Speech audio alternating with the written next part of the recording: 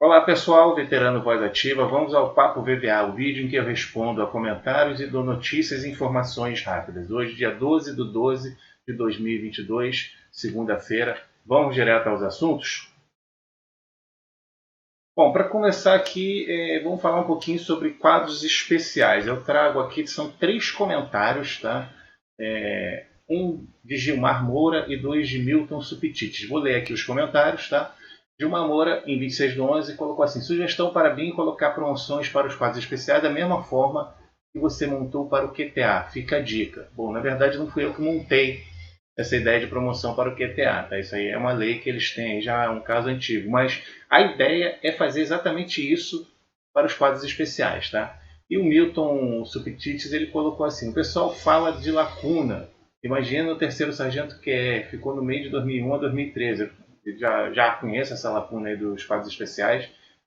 Isso é do Exército, aconteceu a mesma coisa agora recentemente por QESA, que é o quadro especial da FAB, tá? Assinou-se o decreto para promoção e os no meio do caminho não tem promoção, também não tem posto acima e ficaram na lacuna. E depois de novo 2019, acho que é isso que ele está falando aqui do QESA. Imagina o quanto foram prejudicados, tá? Então realmente isso aí é um caso a se tratar, tá? E aqui tem um comentário grande do Milton Subtites, né? A proposta eu queria que corrigisse isso, porque os terceiros sargentos querem ficar em meio de todos esses cursos. Ele falou aqui de cursos e tal, falou de boletim. É um comentário bem longo, para não demorar muito, não me alongar muito, não vou ler ele inteiro. Mas, basicamente, a ideia é que se faça mesmo uma proposta de correção e, com base na última reunião que teve lá no canal do Dr. Gilson, ele falou em alguma coisa sobre promoção por preterição. A nossa proposta, a nossa ideia é realmente criar uma proposta que fale sobre isso aí. Não só para os quadros do QTA, porque a lei deles não deixa claro como é que se deu a promoção deles, tá? A ideia é que se faça esse tipo de correção, tá? Esse tipo de ressalva. E para os QEs, fazer uma proposta nesse mesmo sentido, tá? Em ressarcimento de preterição que está previsto no Estatuto dos Militares. Beleza? Agora um pouco sobre ações de LESP proporcional, tá bom? Gustavo Belushi, deve ser Belushi, em 1º de dezembro, tá? Até foi na parte 2 do vídeo da minha proposta, né? Foi debatida lá na live do Dr. Gilson, tá? Que era exatamente sobre LESP. Ele colocou assim: gostaria de saber se as ações de proporcionalidade das LESP já estão pacificadas ou não têm jurisprudências. Tá? O que acontece é o seguinte: tem sempre que ter atenção ao que está se tratando como LESP proporcional. Tá? Se é em decorrência de LESP que foi adquirida, ou seja, o decênio foi completo, e aí o militar gozou de alguma forma da LESP, ou tirou, ou contou com tempo em dobro, certo? E se ele, né, quer receber em pecúnio o resto. Para esse tipo de ação, eu entendo que as ações já estão bem pacificadas, tá? Que existem muitas, não sei se são exatamente consideradas jurisprudência, mas muitas ações precedentes, tá? Então acho bem viável esse tipo de ação. Agora, quando se trata de decênio que não completou, o pessoal quer também uma proporcionalidade, por exemplo, ficou 5 anos, além dos decênios completos, não tinha decênio completo algum, mas aí tinha 5 anos de serviço, ele quer a proporcionalidade desses 5 anos em pecúnia. Né? Esse tipo de ação eu entendo que não está exatamente pacificada, não tem uma jurisprudência assim, embora a gente tenha ciência de uma ou outra ação que tenha prosperado, inclusive com trânsito julgado. Tá? Então é sempre bom pegar aí o parecer do seu advogado de confiança. Beleza? Agora, o assunto aqui é músicos do EB, curso de aperfeiçoamento, tá? o CAIS. Tá?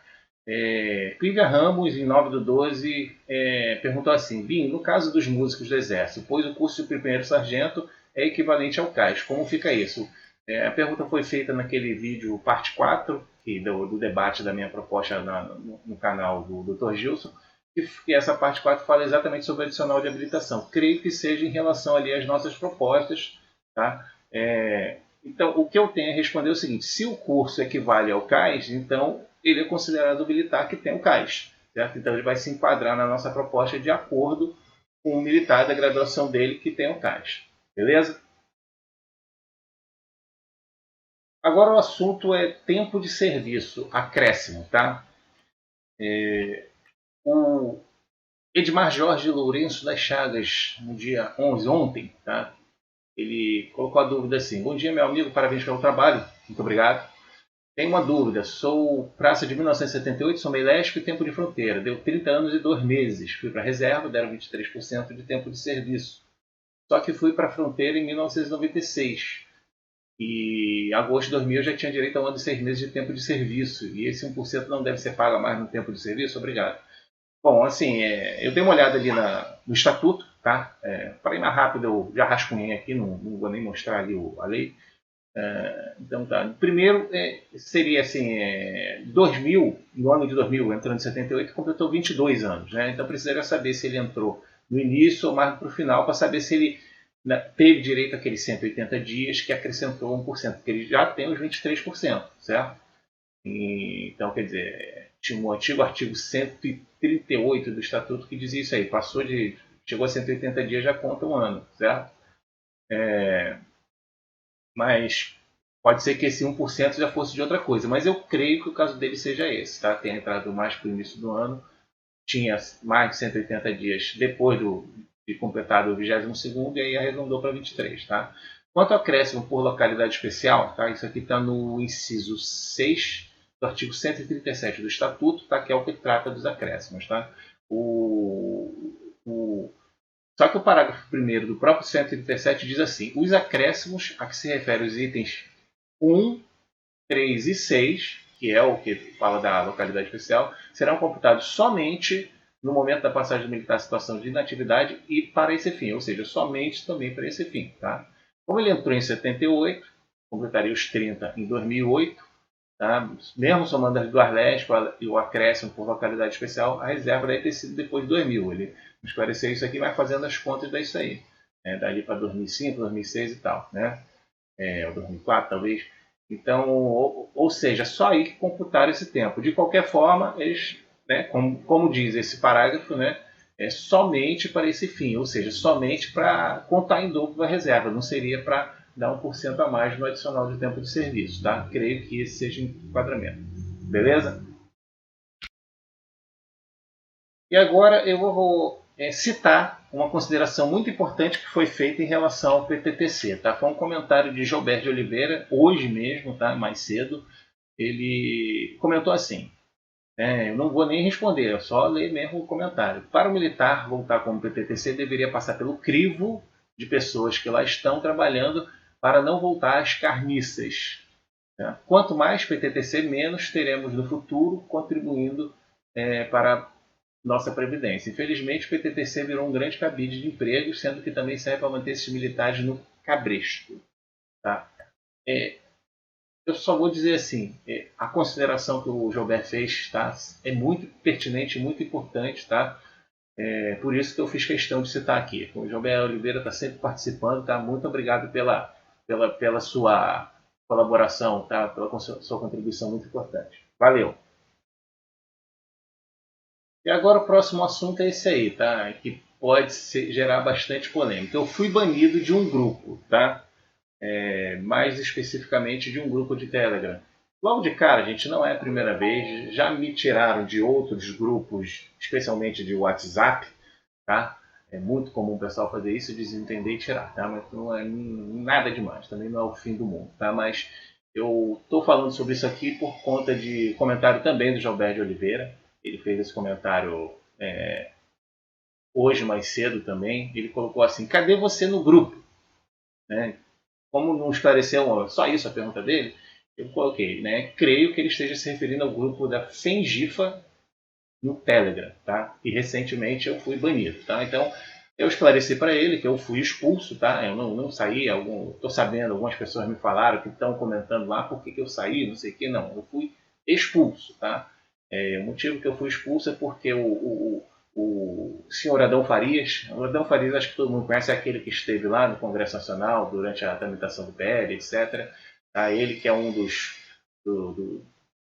ali dos principais da FENGIF, o presidente da federação é o outro, na verdade, mas ele é um dos que está ali num dos cargos da federação, né, da associação, e ele mandou me tirasse do grupo, porque ele acatou as reclamações de um colega de turma da Escola de Especialistas da Aeronáutica. Tá? Um colega que é conhecido desde 1985 falou para ele, esse cara, não gosto dele no grupo, e ele mandou tirar. Basicamente é isso. E esse colega de turma dele está sendo dominado por um outro. Eu fiz uma resposta, redigi uma resposta gigante, uma resposta a comentário do Jobé bem gigante, está aí no vídeo, está naquele vídeo, parte 4 do debate da minha proposta na live do Dr. Gilson. Tá? Eu vou deixar o link na descrição para quem quiser ler. Não sei se eu vou deixar esse comentário lá muito tempo, porque ele vai ser bastante polêmico. Inclusive eu citei algumas pessoas, algumas eu coloquei apelido para não citar o nome, a pessoa não se sentir ofendida ou coisa parecida. No caso do Adão Farias, como ele já se tornou uma figura pública no nosso meio, eu não vi problema em citar, porque foi ele que me mandou expulsar. Tá? Então, basicamente é isso. O pessoal arrumou confusão comigo e não quer me ver por perto. Tá? Porque não tem argumentos para falar comigo. Basicamente é isso. Beleza? Então tá respondido aí. Tá? Agora eu vou entrar aqui num assunto pertinente, tá? Inclusive é até interessante porque ele tem um pouco a ver com esse assunto que eu acabei de falar, com a resposta que eu dei para o Gilberto. Tá? É o seguinte, uma pessoa me fez um questionamento por e-mail, eu não vou dizer quem é essa pessoa porque eu sei que ela gosta de sigilo, mas basicamente ela perguntou o seguinte, qual o seu WhatsApp? Por que você não cria um grupo de WhatsApp para o veterano Voz Ativa? Ou já tem? E qual é, se é que tem? Né? Então, eu já tinha informado algumas vezes que eu não divulgo publicamente o WhatsApp. Tá? Embora um monte de gente já saiba, né, o meu WhatsApp, o meu número de telefone, porque vazou, né, de alguma forma, e eu converso por WhatsApp depois de iniciar por outros meios. Né? Às vezes a pessoa me manda um e-mail, aí eu, vamos falar por WhatsApp e tal. Né? Nunca houve um grupo do WhatsApp, eu estou dando uma lida aqui porque eu escrevi, tá, gente? Nunca houve um grupo do WhatsApp. Eu cheguei a participar de 30 e tantos grupos de outras pessoas, tá? Mas era só briga. Então eu saí de tudo, tá? Fiquei só no Telegram mesmo. Por que o Telegram? Tá? E é esse que é o assunto pertinente. Por que o Telegram? Porque o Telegram não é o WhatsApp. Ele possui como diferencial diversos recursos administrativos. Por exemplo, vou colocar aqui, eu listei aqui. Quem cria o grupo do Telegram é dono. E dono é dono, ele não é um administrador. Ele tem a posse do grupo, tá? E ninguém tira isso dele, tá? Só o Telegram, tá? No WhatsApp é possível alguém expulsar a pessoa que criou o grupo. Basta ela colocar alguém como administrador e esse outro administrador tirar aquela pessoa que criou o grupo. E eu já vi isso acontecer, tá? O dono, ele pode responder perante ao Telegram e até mesmo a justiça, tá? Por exemplo, sob demanda judicial, ele pode responder na esfera civil. O Telegram pode ser obrigado a dizer quem é o dono, indicar, etc. Tá? Eu também já soube de coisas nesse sentido. Tá? Até mesmo entre administradores existe uma hierarquia. Por exemplo, um administrador pode fazer coisas mais do que o outro, de repente um administrador não pode expulsar o outro e coisas desse tipo. É só para vocês terem ideia do nível que é. Né? Os direitos de cada integrante, incluindo administradores, podem ser estabelecidos individualmente. Posso dizer que fulano pode fazer isso, ciclano já não pode fazer. E assim por diante. Tá? Há meios de punir o integrante que se mostre mau comportamento sem precisar bani-lo, como simplesmente excluir as mensagens dele ou até limitá-las. O Telegram é muito fácil de fazer isso, coisa que não dá para fazer no WhatsApp. No caso de exclusão, não arrasta como o WhatsApp, assim ninguém mais fica sabendo. Ih, fulano excluiu ciclano, esse tipo de coisa, certo? Assim, uma coisa assim silenciosa, né? Até mesmo para não ter problema, bate-boca sobre isso. No caso de limitação, a ação pode ser temporária. Por exemplo, eu posso dizer que o usuário vai ficar sem postar durante 5 dias, uma espécie de punição. E somente o integrante saberá disso, permitindo-lhe perceber que está em uma situação diferenciada por algum motivo. Né?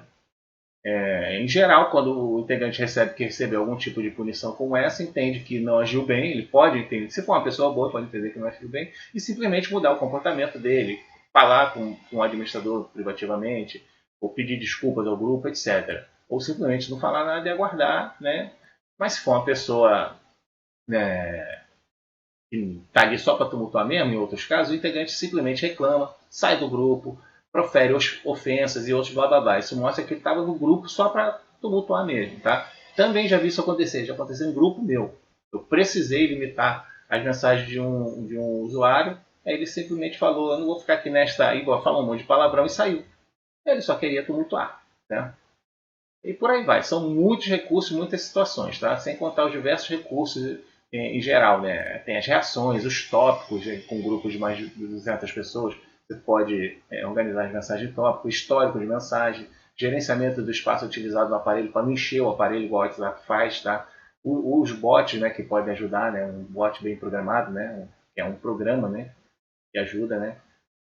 Enfim, se o indivíduo se compromete a ser dono de grupo de Telegram, mas deixa o grupo virar uma bagunça, sem gerenciamento eficaz, sem solução de conflitos, e depois fica banindo integrantes, sem critérios, sem entender exatamente o que está acontecendo, sem chance de defesa, é sinal de que esse indivíduo não está capacitado para ser dono de um grupo do Telegram. Tá?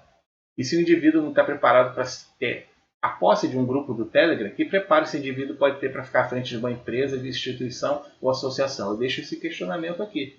Tá? No máximo, esse indivíduo pode ser dono do grupo do WhatsApp mesmo, e aí ficar se achando tal para banir pessoas, né? Aquele sensação de poder de ser dono de grupo do WhatsApp, e tendo que tomar cuidado para não ser banido do grupo por uma pessoa que ele tenha colocado como administrador, ou por alguma configuração ruim que ele tenha feito no grupo e qualquer um possa excluí-lo. Tá? É o que cabe para um indivíduo assim, né? Coisas pequenas para gente pequena. Tá? É o que eu posso dizer. Eu, por exemplo, eu gerencio diversos grupos de Telegram, nunca precisei, nunca senti a necessidade de banir um integrante. Tá? A única coisa que eu tiro dos grupos são bots e usuários que passam spam, vírus, pornografia, etc. Tá? Até hoje, assim, excluir pessoa mesmo, eu só excluí uma pessoa, por quê? Porque um grupo que não é meu, o dono do grupo me confiou, me pediu para administrar o grupo para ele, pô, dá uma olhada aí para mim. Eu falei, beleza. Aí ele falou, ficou sabendo que tinha um cara lá tumultuando, não, tira fulano. E ele ia tirar uma outra pessoa, e eu até falei, como essa pessoa, assim, eu tinha uma certa respeito por essa pessoa, achava que essa pessoa não precisaria ser banido do grupo, eu até pedi para colocar essa pessoa como administrador, tá? Para você ver como é que são as coisas. Em grupos meus, sempre, em geral, foi na conversa, tá? E até hoje só houve esse caso aí, que eu limitei um indivíduo, tá? Ele ficou limitado na verdade foi um dia, eu coloquei a limitação por um dia para ele, certo? Porque ele estava arrumando tumulto no grupo, e aí o que ele fez? Ele saiu xingando, né? Porque assim, ele poderia mandar mensagens a cada não sei quantos minutos. Aí ele, na hora que ele colocou uma mensagem, teve que esperar. Quando ele pôde colocar outra mensagem, ele saiu, botou um troço desse tamanho, xingando todo mundo e saiu. Ou seja, ele só queria fazer a ruaça mesmo, tá? Então, eu quis falar isso tudo sobre essa situação de não ter grupo de WhatsApp, etc., somente grupo de Telegram mesmo. Enquanto eu estiver na atuação de veterano voz ativa, eu vou atuar no Telegram e no YouTube e alguma coisa no Facebook também, tá? Mas o WhatsApp não. Beleza? Bom, pessoal, era isso que eu tinha para trazer dos assuntos hoje, tá? Não vou fazer nenhum tipo de indicação de vídeos de outros canais, reportagens de sites, etc. Tá? É só falar aí nos comentários, responder algumas coisas, tocar em alguns assuntos, tá? Quero agradecer a todos que também agradecem pelas congratulações, manifestações positivas, hashtag, etc. Tá? E quero também aproveitar aqui, desde já, para desejar um bom final de ano, tá? Para todos, tá? Bom Natal, bom final de ano, porque eu não devo mais fazer vídeo aqui aparecendo aqui, a minha carinha linda aqui, tá? Eu devo ainda publicar vídeo das partes ali que faltam do debate da minha proposta lá na live do Dr. Gilson, e talvez se tiver alguma coisa urgente, tá? Mas eu creio que não deva acontecer nada. Essa é a verdade. Tá bom? Então, devo se voltar só ano que vem mesmo. Como eu já disse algumas vezes, aos poucos eu vou parar a atuação. No futuro vocês vão entender melhor isso aí, tá? E não sei se eu vou voltar a fazer vídeos como esse, tá bom? Mas sempre que tiver alguma informação relevante, importante, eu apareço aqui, tá? Se for preciso, beleza? Então, mais uma vez, bom Natal a todos, um bom final de semana, bons finais de semana, para frente, tá? E assim, como não podemos dizer, né, que ainda não voltarei, então até a próxima e valeu!